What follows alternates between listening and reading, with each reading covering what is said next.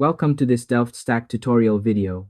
In today's video, I'm going to show you how to fix the availability status error in Windows 11. Whether you're seeing this error while opening File Explorer or your files suddenly show syncing issues, this simple step-by-step guide will help you fix the problem quickly and get everything back to normal.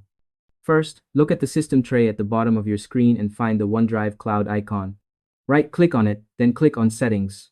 Once the OneDrive settings window opens, select Sync and Backup. Make sure you're following along carefully here, because this step is very important. Next, turn on the options to save screenshots and to save photos and videos from devices.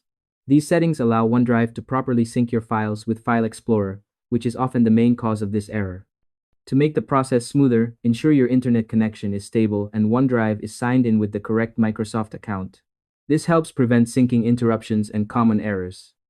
Once that's done, go to Advanced Settings and click on Download All Files, then Continue. After this, OneDrive will start syncing your files properly, and the availability status error should disappear. And that's all there is to it.